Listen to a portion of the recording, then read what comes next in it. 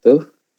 Waalaikumsalam warahmatullahi wabarakatuh.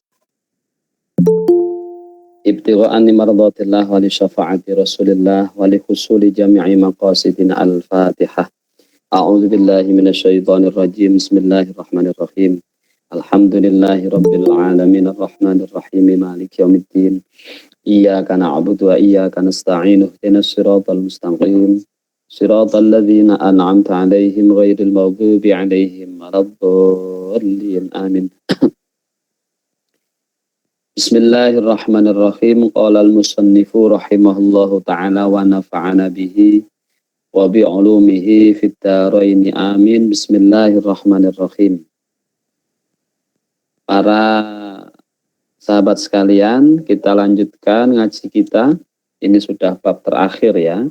Cuman agak panjang memang. Ini berkaitan dengan apa yang saya sampaikan kemarin, bahwa bab dalam kitab Ahlus Sunnah wal Jamaah ditutup dengan pembahasan mengenai ahwalul mauta, kondisi-kondisi yang terjadi yang berkaitan dengan orang-orang yang sudah meninggal dunia.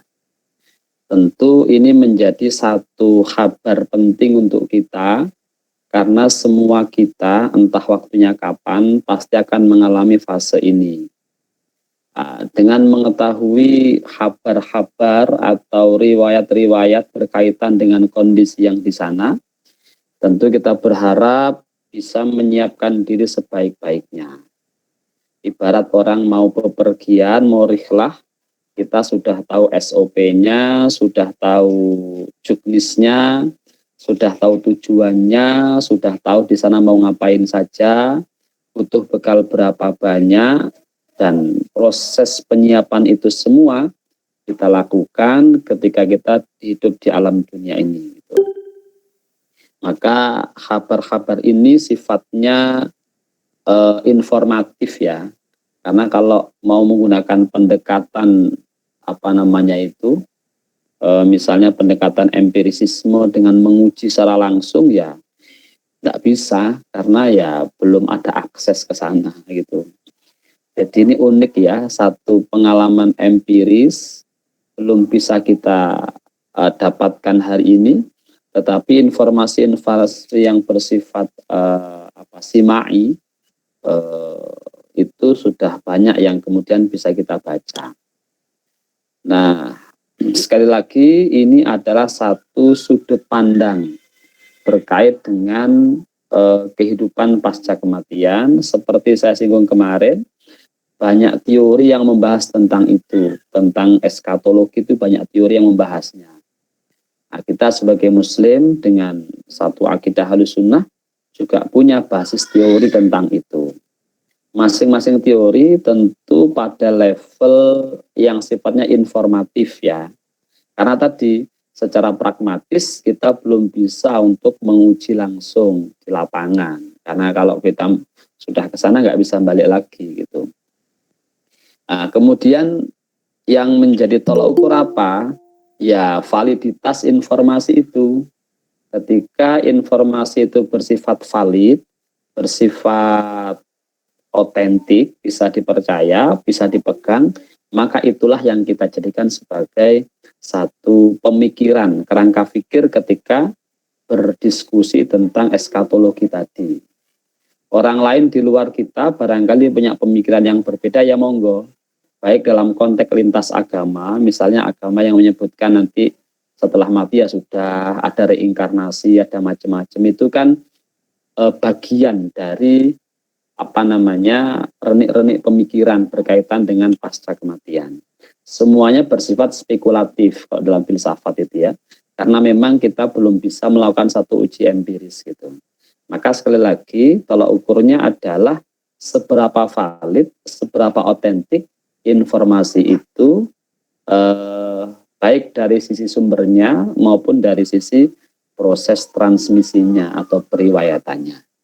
Ya, sekali lagi ini adalah salah satu referensi yang kita baca yang memberikan gambaran-gambaran terkait dengan hidup pasca mati, yang tentu harapannya kita mempersiapkan diri sebaik-baiknya gitu. Bismillahirrahmanirrahim. Wa rawalan ngriwayataken sapa Al-Bukhari Imam Bukhari an Abi Sa'id Al-Khudri saking Abi Sa'id Al-Khudri radhiyallahu anhu radhiya muga-muga ngridani sapa Allah Gusti Allah anhu saking Abi Sa'id Al-Khudri anna Rasulullah saat temene Gusti Rasul sallallahu alaihi wasallam qala dawuh Kanjeng Nabi idza wudi'at nalika wis den seleh sapa al janazatu janazah wahtamalaha lan nggawa ing janazah sapa ar-rijalu pira-pira wong lanang ala a'naqihim ing atase pira-pira pundake utawa gulune rijal dibawa niku ditandu. Fa ing kanat mongko lamun ana sapa janazah iku sholihatan bagus, janazahnya orang baik. Qalat mongko dawuh sapa janazah, qaddimuni ngajokno sira ing ingsun. Qaddimuni ngajokno sira ing ingsun, percepatlah. Wa ing kanat lamun ana sapa janazah iku ghairu sholihatin ora bagus, janazah wong sing boten sae, qalat ngucap sapa janazah ya wailaha duh cilokone janazah ai awak ingsun. Sing ngomong janazahe tapi membuat satu iktibar dengan mengatakan ya wailaha, hanya kembali ke janazah.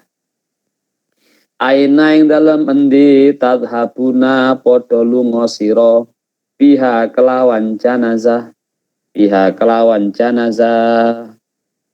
Kanjeng Nabi nawuhaken dalam riwayat Abi Sa'id Al-Khudri niki rawinya Imam Bukhari.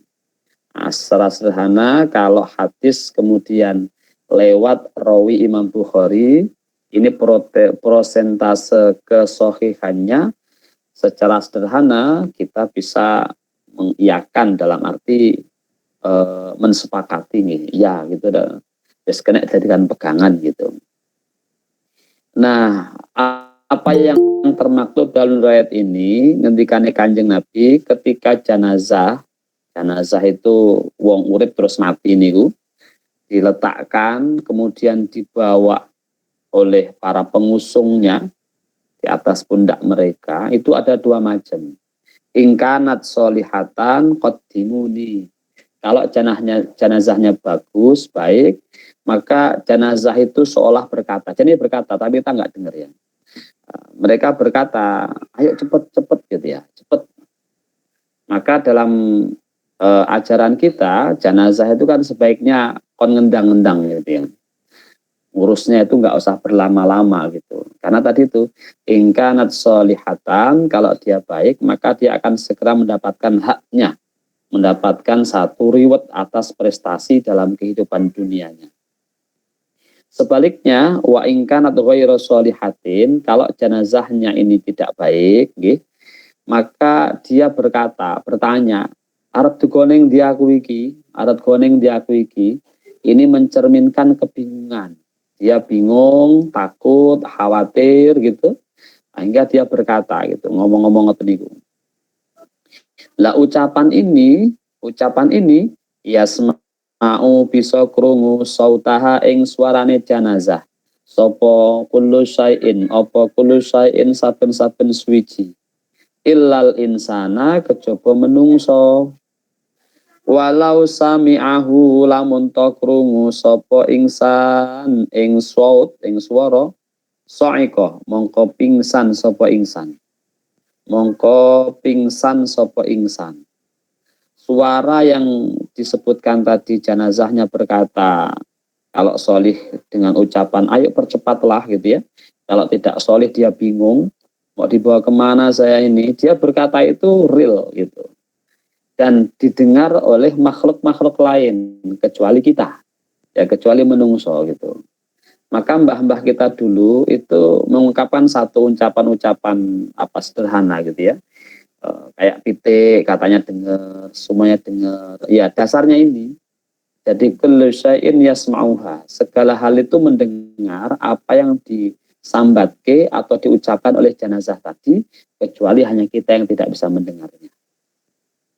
Andaikan kok kita mendengar la so'iko atau pingsan kita ini, saking mungkin kalau dia nopo nggih tidak baik yang longso gitu ya, melok ngerosok kroson longsone gitu, nah kita tidak dengar, nggak tahu itu untung apa nggak untung gitu ya. Kalau misalnya dengar mungkin orang taubatnya gampang sekali gitu ya. Langsung kerungu terus cerita-cerita, ya udah ini fakta gitu ya. Nah, ya, mesti taubat itu.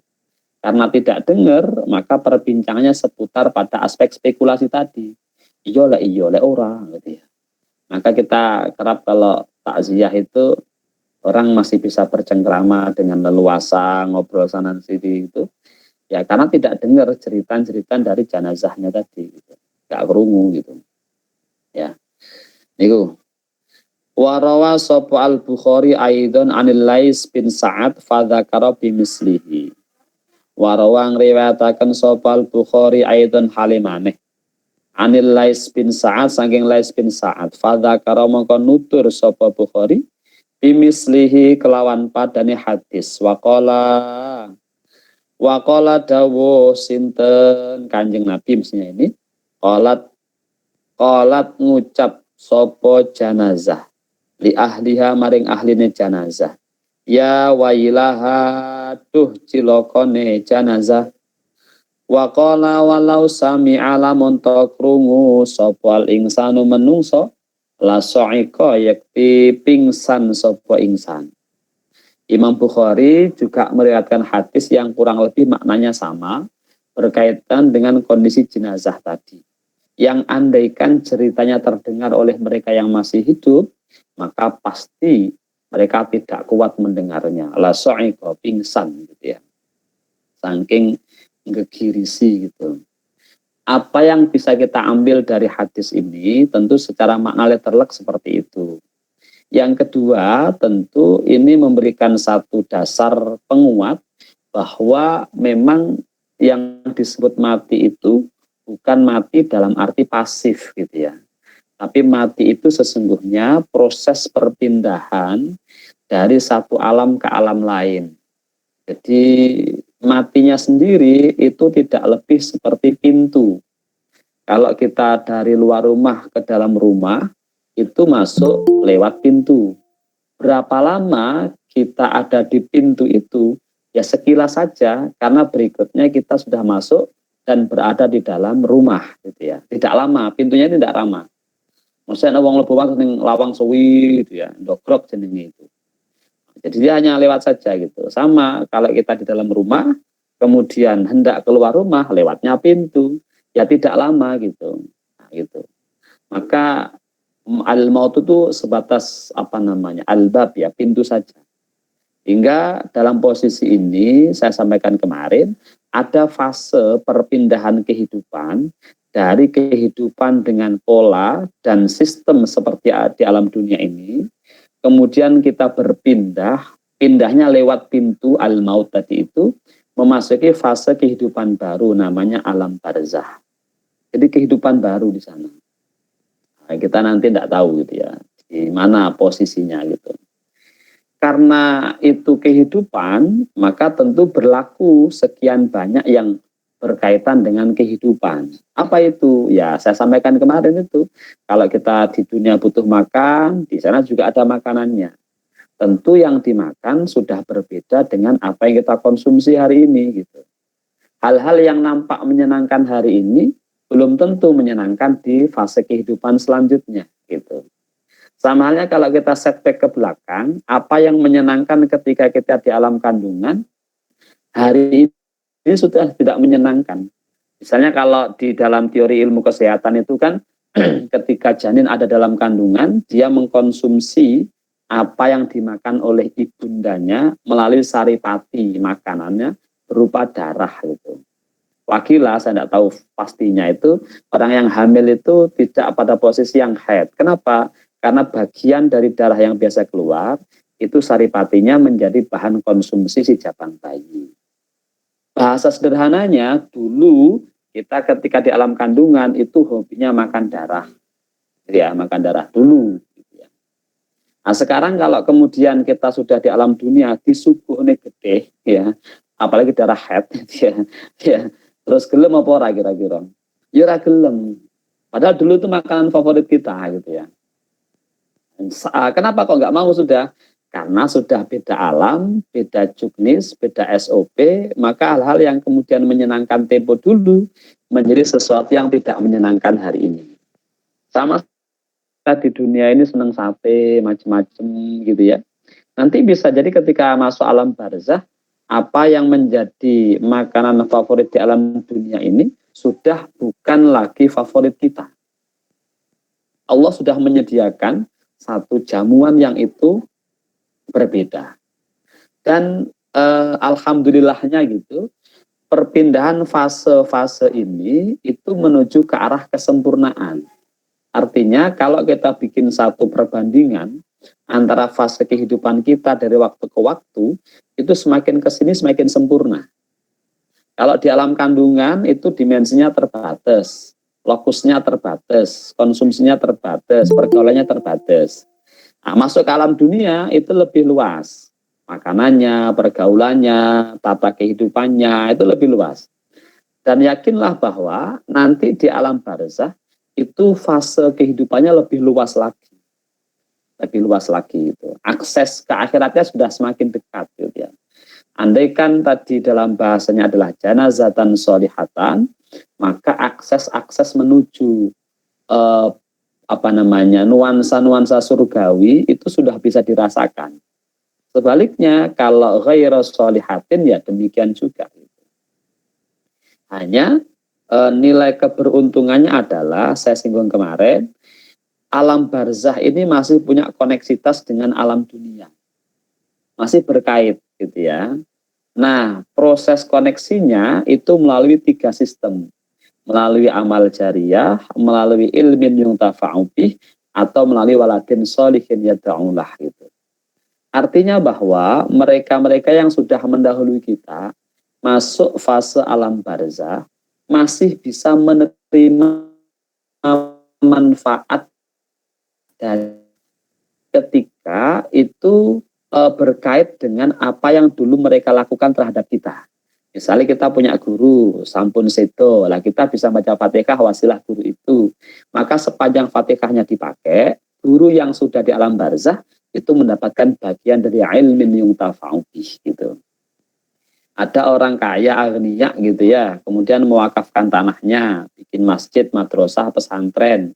Pesantrennya berkembang pesat, agniyanya sudah sedo.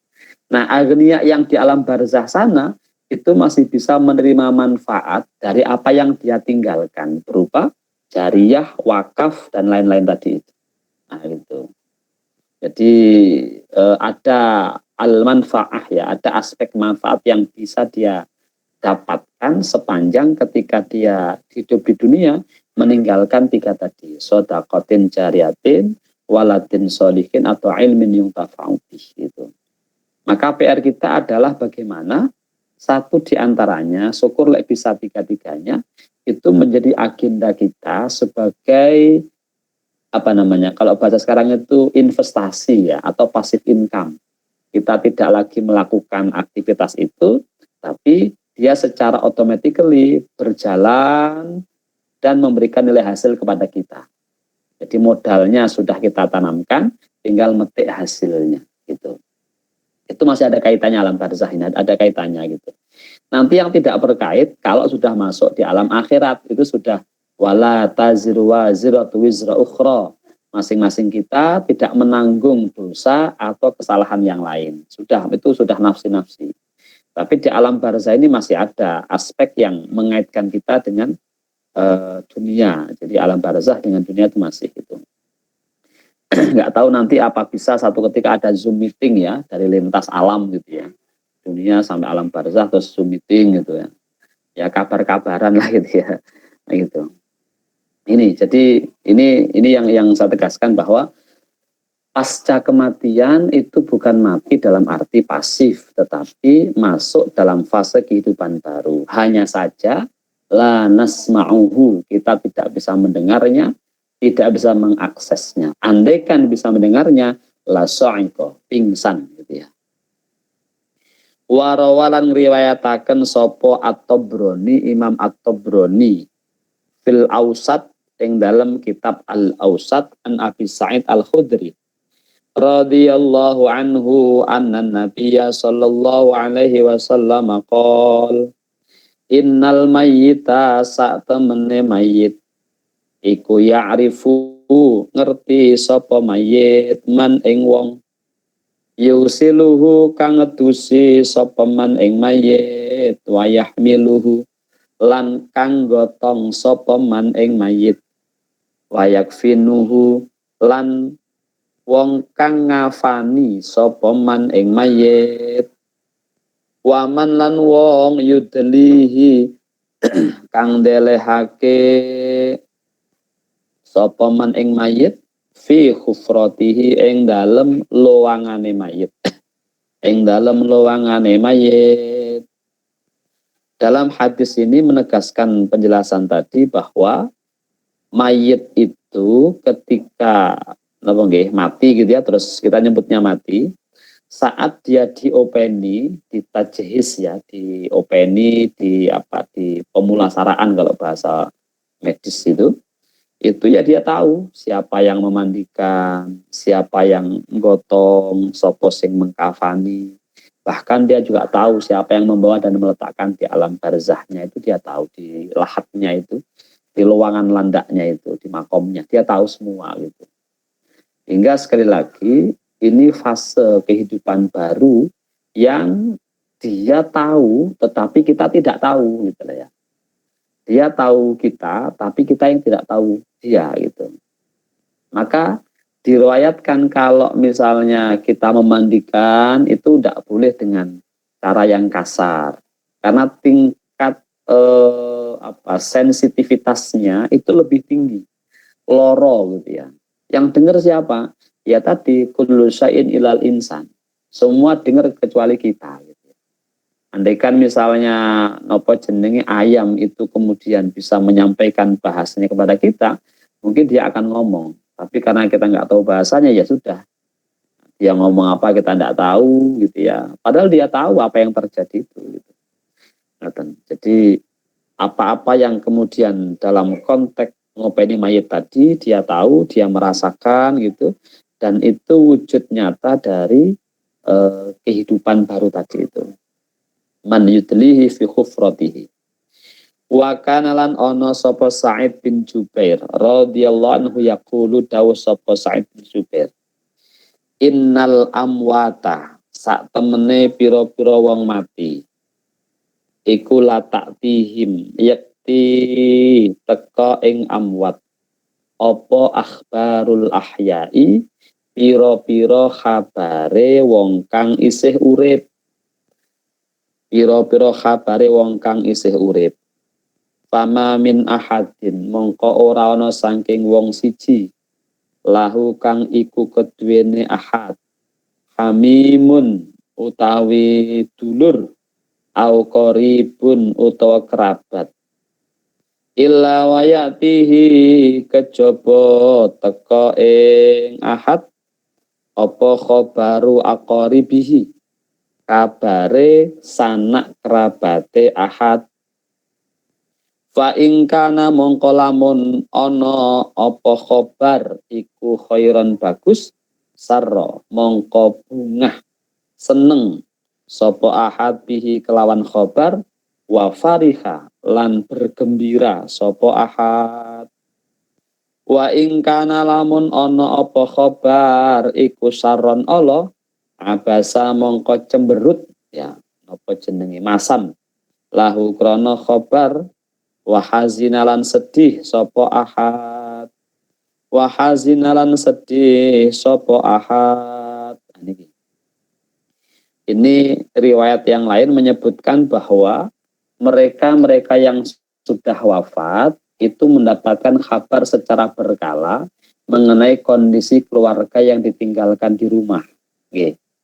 Jadi mereka tahu Nuwun sewu, kalau kita punya orang tua sudah meninggal, wafat, itu mereka tahu kondisi kita gitu loh ya.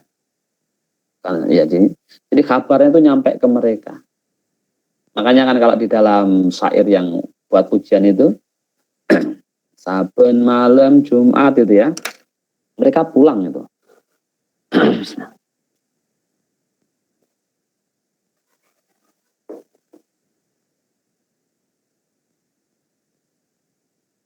Nah,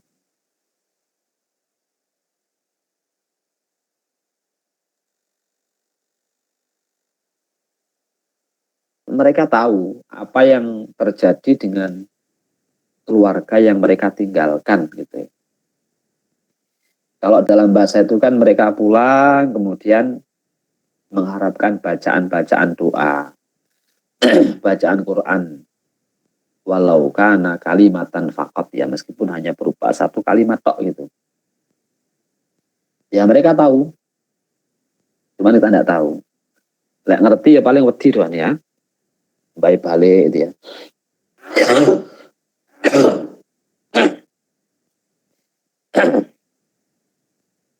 Sebenarnya dari sisi mitologi Jawa gitu ya.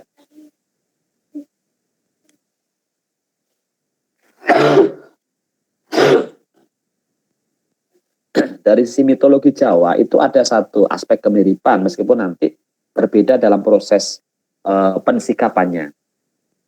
Teman-teman kan kalau mengkaji salah satu budaya Jawa itu kan ada istilah dino geblak gitu ya.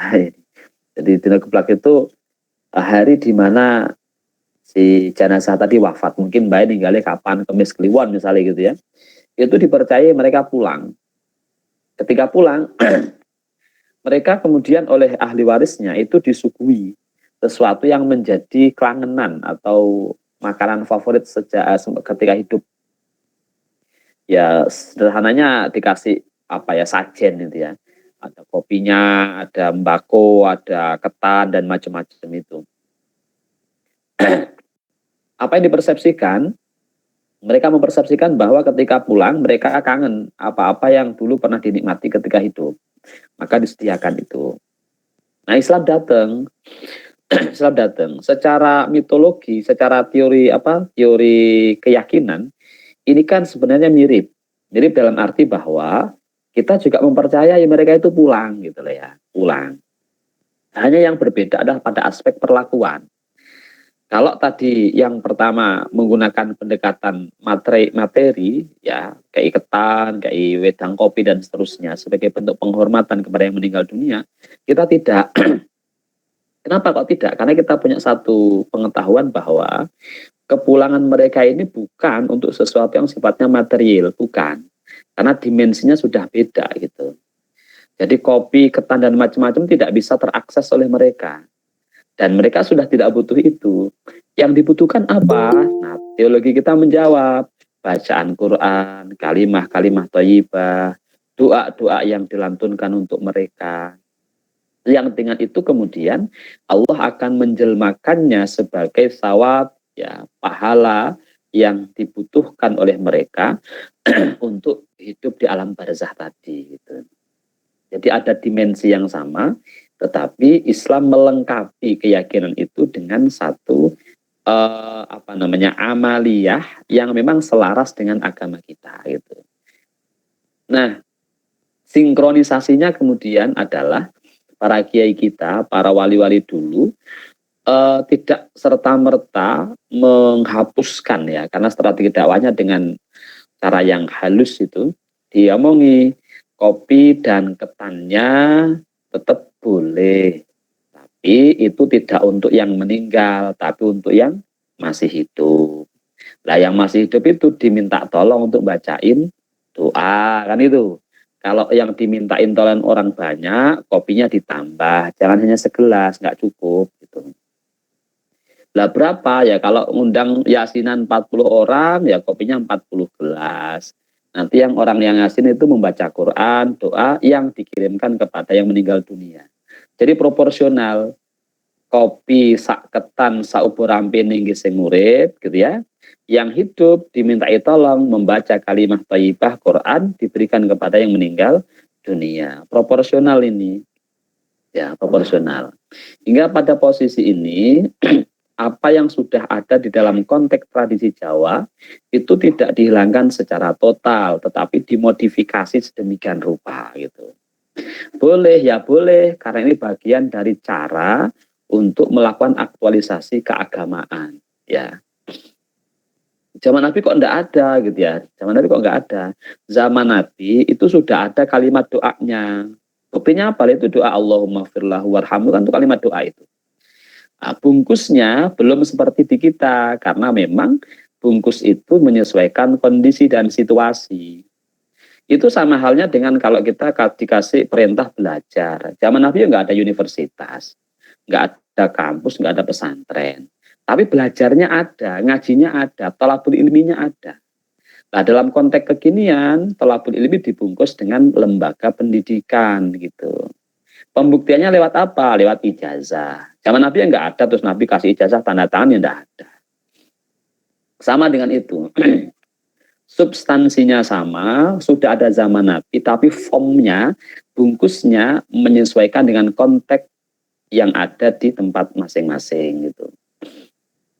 Pendidikan juga begitu berkembang. Dulu ijazah nggak penting, maka orang kemudian thalabul ilmi dalam konteks Imam Syafi'i dulu ya sudah ngaji, sudah ada madrasah, tapi belum belum se birokratis sekarang gitu ya. Halakoh. Pembuktiannya lewat apa ya? Kemampuan individual ketika dia bisa ngarang kitab, masyarakat mengakui, lebih pada aspek sosial gitu. Makin kesini makin dilengkapi. Ada lembaga kursus. Pembuktiannya apa? Lihat ijazah. Kita nggak bisa ngomong apa-apa. Oh, ada orang pinter, tapi lulusan mana? Nggak tahu. Jadi ini kampus dan ijazah boten. Ya secara formal kita tidak mengakui itu karena memang ada hukum tidak tertulis yang kemudian mensyaratkan legalitas itu menjadi bahan dari aspek yang bisa diakui gitu. Ya sama dengan itu. Jadi kalau kemudian orang berpikir luas, tidak serta-merta ini bid'ah, tidak boleh zaman Nabi, tidak ada. Ya banyak hal yang tidak ada zaman Nabi. Tapi itu boleh bahkan diperintahkan, karena dengan itu kemudian perintah-perintah agama bisa terlaksana gitu ya. Ya. Jadi ini harus dicermati oleh kita semuanya. Zaman Nabi tidak ada itu pola ngirim Yasin dan Talia, nggak ada. Tapi mendoakannya kan ada. Dan kita intinya juga mendoakan gitu. Persoalan nanti disuguhi kopi apa teh, jadah apa singkong, itu kan kearifan lokal itu ya. Ya, perintahnya nanti beda lagi, sedekah. Mosok gak ngerti terima kasih wis ditungakne, wis diwangi ndonga. Mosok terus kita nggak tahu terima kasih. Sedekah kan juga sesuatu yang dianjurkan. Maka seluruh piranti dalam amaliyah kita itu aspek-aspeknya itu semuanya bersumber pada ajaran. Meskipun formnya itu merupakan modifikasi dari tradisi lokal. Boleh ya, boleh-boleh saja. Boleh itu.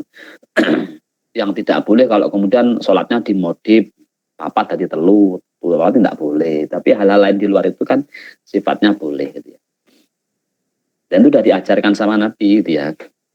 Iya semua aspek kayak gitu. Gak bisa kita lepas dari aspek lokalitas, itu nggak bisa. Gitu ya. Makanya nanti tinggal dilihat substansinya substansinya apa kan itu. Termasuk tentang yang mati-mati tadi itu. Nah, mereka tahu kabar dari keluarga yang ditinggalkan. Makanya kalau lanjutannya itu kan lamun ahli kubur gitu ya. Lamun ora dikirimi ahli kubur banjur bali nang kuburan bondo tangan tetangisan. Itu isyarat bahwa ketika si ahli kubur pulang ke rumah, keluarganya cuek, wis gak kelingan blas nunggakne ya ora, ya sudah dia pulang. Wong wis ndek panggon asli ya enggak terus manggon ning omah ya ora, balik ke tempatnya. Tapi sedih. Delok ke anake sekalian bapake ya. Delok ke anake sekalian ngaran orang tuanya sudah lupa, bahkan nuwun sewu wa in kana syarran abasalahu wa hazina. Kalau justru yang ditinggalkan ini berpecah belah, tukaran, gak rukun, macam-macam dan seterusnya, mereka sedih yang di sana. Oke, maka ini penting sebagai pengingat kita gitu ya. Agar kemudian andaikan punya sanak saudara, orang tua khususnya sudah wafat seperti saya, yang harus kita jaga adalah kerukunan dengan saudara, karena mereka tahu, mereka merasakan gitu ya. Kok sing ditinggal ke gak rukun, tukaran, rebutan macam-macam, itu mereka sedih. Tapi apa daya, mereka tidak bisa mengakses ya. Sudah ya bes kan longsor tok gitu ya. Membawa tangan tetangisa. Nah, teman-teman sekalian, dalam konteks ini saya ingin menegaskan. Ini sampai ke depan gitu ya. Kita ini meskipun nanti sudah tua, jenengan-jenengan sudah tua, sudah punya rumah tangga sendiri, putu gampangannya. Itu kalau diukur dengan orang tua kita, statusnya tetap kita anak gitu ya. Tidak boleh kemudian ketika sudah sepuh terus lali karo wong tuane, kalau sing delok sore tok, oh kayak anakku kayak putuku. Wong tuane gak kelingan. Kita tidak boleh begitu. Setua apapun kita, kalau diukur dengan garis ke atas, maka status kita tetap anak. Ketika kita anak, tetap berlaku kewajiban sebagai anak terhadap orang tua kita. Nopo? Minimal mendoakan, menjaga tradisi yang baik yang dulu tinggalkan orang tua kita. Ini menurut saya kerap kali kita ini lupa ya. Lupa. Harus tua, harus dia anak, dia putu, serangilingi dure gitu ya. Kalau kita kalau diurut ke atas, tetap statusnya sebagai anak. Gitu. Nah orang tua ini kalau sudah wafat, kemudian menjumpai keturunannya dalam kondisi baik, itu senang. Wafariha, mereka bergembira, mereka senang gitu. Maka satu di antara cara untuk membahagiakan mereka dan itu wujud bakti kita, itu rukun dengan keluarganya. Karena dengan begitu, orang tua tidak tersandra dengan perilaku negatif kita. Jangan dikira kemudian, na'udzubillah, uang cupek misalnya terus bunuh diri, terus selesai, enggak. Itu masuk pintu problem baru itu. Karena aksesnya masih bisa terbaca di alam dunia ini. Wa ingkana syarron wa hazina, susah dia. Maka jok sampai nyusah ke wong tua yang sudah wafat itu gara-gara tidak rukun, tidak damai dengan keluarganya gitu. Andaikan ada masalah diselesaikan secara soft ya. Masalah enek biasanya warisan dan macam-macam ini juga menjadi problem. Ya. Ada yang punya pandangan seperti apa, kakaknya ini, adiknya ini, beda gitu ya. Ini problem. Kita mencari jalan tengah yang terbaik gitu. Jadi wahazina, susah dia. Dan ini nanti kita alami. Kan ya rencananya duwe bojo, duwe anak tuh ya gitu. Artinya kalau kita wafat harus punya agenda, piye anake iso panggah rukun, ndongake wong tuane, itu agenda. Kadang-kadang kita bicara rencana-rencana masa depan hanya dalam konteks dunia, tetapi lupa aspek ukhrawinya. Dadi apa, dadi iki ning donya kabeh tadi. Nah, sementara aspek dibaliknya kita lupa. Makanya proses hidup itu harus seimbang. Ukhrawi kita pikirkan, duniawi juga tidak kita lupakan. Jadi nanti ada keseimbangan gitu ya. Wa kana lan ana sapa Ibnu Munabbih rahimahullah taala yaqulu. Innallaha ta'ala saat temene Gusti Allah taala iku bangun bikin sapa Allah daron ing omah fis samai ing dalam langit asabiati kang nomor 7 yuqalu dan ucapaken laha maring sama sabiah laha maring dar al baidho jenenge al baidho putih. Kalau kita gedung putih ya, Allah bangun gedung putih gitu ya. Tajtami'u kumpul fiha ing dalem daron baidok niku wau kenging sapa arwahul mukminina pira-pira arwahe wong mukmin. Fa idza mata mongko nalikane mati sapa almayitu mayit min ahli dunya saking ahli donya talaqathu mongko nemoni ing mayit sapa al arwahu pira-pira arwah. Fayas alunahu mongko takon sopo arwah ing mayit an akhbari dunya saking khabari dunyo. Kama yasalu kaya le takon al ghaiba ing wong kang lunga sopo ahluhu ahline ghaib. Idza qadima nalika teka sapa ghaib min safarin saking perjalanan alaihi mengatasi ahluhu rawahu Abu Nuaim fil Hilyah. Wonten riwayat saking Ibnu Munabih ngendikaaken Gusti Allah itu di langit ketujuh membangun satu gedung yang sangat mewah. Yuqalu laha al-baydha, disebut sebagai gedung putih, White House ya, White Castle. Ya istana putih, pokoknya wapi. Wis ora kena dibayang nih. Solek rono lek ngerti dhewe. Apik tenan pokoke. Omahe Raffi Ahmad walah kalah atuh. Wapi pol pokoknya itu. Putih gitu ya. Nah, kemudian di situ siapa yang menempati? Tajtami'u fiha al-arwahul mu'min. Roh-roh atau ruhaniyah orang-orang mukmin kumpul di situ. Ya, kalau kita di pesantren ya kayak satu tempat itu yang indah sekali, penuh dengan kemewahan dan taman-taman yang tidak terbayangkan, kumpul di situ. Nah, ketika ada satu orang yang wafat itu ya, dari mana? Dari dunia itu kemudian masuk ke alam barzah, wafat itu. Fa idza matal mayyitu min ahli dunya, wong ahli dunya dewe meninggal gitu. Talaqat arwah tadi itu kemudian menjumpainya. Metuk apa namanya kalau bahasa kita menjemput. Ya nekani. Apa yang dilakukan? Niku nakokne kabar ahli dunya. Saya gambarkan kemarin itu. Jadi ketika ada yang meninggal dunia, itu arwahul mukmin itu udah ngumpul ngertakne cara orang Jawa itu. Seperti orang ngertakne genahne orang yang baru bepergian oleh keluarganya ditakoki. Ya siji seneng kan misalnya bapaknya bar lunga gitu ya, anaknya orang tua kemudian ibunya seneng. Takok-takok piye ning dalan, bisa lancar pora, sangune kurang pora, ning kono piye gitu. Enak pora gitu ya.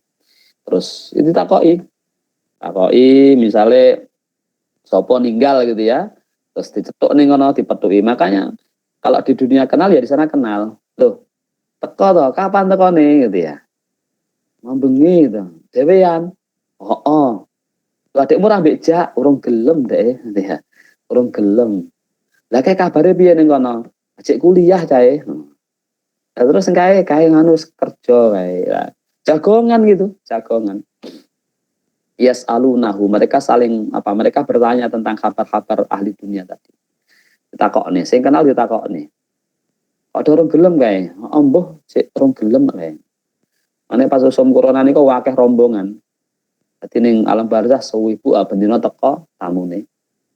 Tiap saat dateng kono teko gitu ya. Saya kira rada jarang misan. Wis arang-arang ya. Ya, arang-arang. Ditakokne gitu. Disambut ditakokne gitu. Maka saya kemarin punya gambaran kayak orang mau lahiran gitu ya. Jadi ada kabar di sana itu si arep anu nyusul, arep mati, kalau bahasa kita mati, bahasa sana itu datang.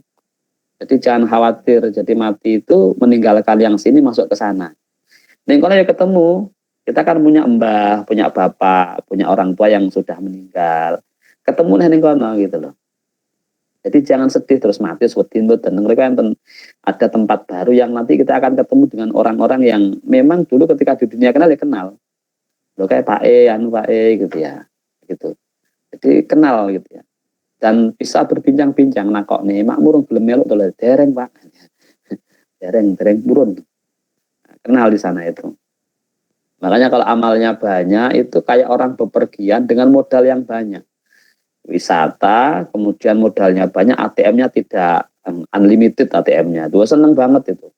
Arab golek hotel bintang 5 ya kelakon, tinggal gesek, Arab golek baju bermerek tinggal gesek, mau tempat wisata paling mahal tinggal gesek itu ya. Semuanya ada karena modalnya banyak itu. Sama dengan itu, kalau kita modalnya banyak, tengeriko nggih sambutannya luar biasa, tempatnya iso milih. Aku kono lah, cukup ora saldomu. Cukup delok gesek, sret ora tidak berseri gitu ya, banyak itu. Jadi makanya filosofi kita itu kan dunia itu kan mazroah ya, ladang, tempat kita untuk menanam, mencari bekal untuk apa? Untuk fase kehidupan yang di sana gitu. Ya, jadi arwahul mu'min itu ditemoni takok-takok yas'alunahu an akhbarid dunya kama yas'alul ghaib gitu ya. Jadi mereka tanya tentang kabar dunia seperti orang yang baru nyampe dari bepergian, ditakoi keluargane, ditakoi kabar perjalanannya, sangunya dan macam-macam. Maka sangat berbahagia mereka-mereka yang ketika di dunia ini amalnya melimpah, ikhlas karena Gusti Allah, karena hakikinya apa yang mereka lakukan di dunia ini nanti menjadi modal bekal kehidupan di alam selanjutnya gitu. Ini yang kita harapkan. Akeh napa mboten amal kita ya ndak tahu. Ini muka-muka ya akeh lah gitu ya. Kalau kita menggunakan perspektif husnudzon kan ya, muka-muka amal kita ya akeh, senajan dosane ya akeh wong raya urip ning alam dunya sih. Kayak ngene gitu ya sudah gitu ya. Pokoknya ndak boleh putus asa. Nuwun sewu kalau bareng lakoni dosa ya tidak kemudian alah wis dosa tok rasa ibadah percuma wae dosa meneh, ndak begitu. Wis pokoknya sak kuat-kuate ibadah dilakoni, kemudian dosa yang tercipta ya diistighfari, dan kita yakin betul bahwa inna rahmatallahi wasi'at kulli syai'in ya. Jadi rahmatnya Allah itu lebih luas dari segala sesuatu. Ngarep banget ngerahmati Gusti Allah itu. Maka motivasi kita ya berbuat baik sebanyak-banyaknya, seikhlas-ikhlasnya, semurni-murninya gitu. Untuk apa? Ini wow loh, kita ini mau bepergian. Wong dhewe arepe lunga rihlah itu aja nabung kok ya. So, Desember arepe ning Jogja misalnya. Sekarang udah nabung. Nah, sedina 10.000 ya apa to? Ya sok ning kono ben penak tuku oleh-oleh ki iso. Kancane sangu ya duwe sangu. Oleh kancane iso numpak odong-odong ya iso numpak odong-odong, krone ya nggo sangu. Kancane tuku dodol ya tuku dodol gitu ya. Mulai nabung, kita memprediksi kita butuh apa di sana, butuh sangu berapa itu dicicil mulai sekarang. Sama dengan itu, kita ini mau rihlah loh. Kemana? Ke alam barzah. Itu yang tidak ada satupun orang yang bisa menghindari.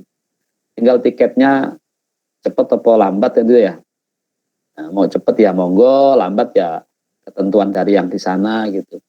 Yang terpenting bukan cepat tidak cepatnya, tapi bagaimana persiapan kita. Oke, maka kita berharap ngaji-ngaji seperti ini meskipun online, tidak offline, itu bisa menjadi bagian dari menjalankan perintah agama berupa thalabul ilmi.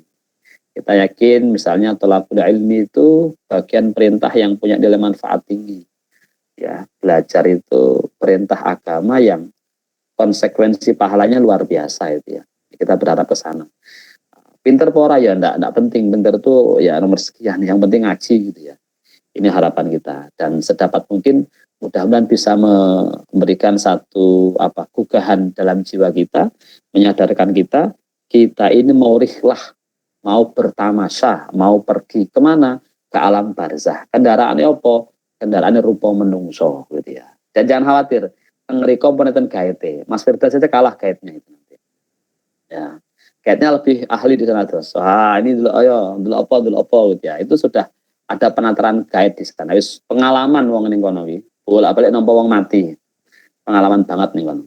Enggak usah khawatir kok piye. Insyaallah lek ning kono duwe kenalan, duwe guru, duwe kiai, duwe masyayikh, terus kita hadiah Fatihah ta'alluqun nafas ya, mengaitkan jiwa kita dengan beliau-beliau di sana.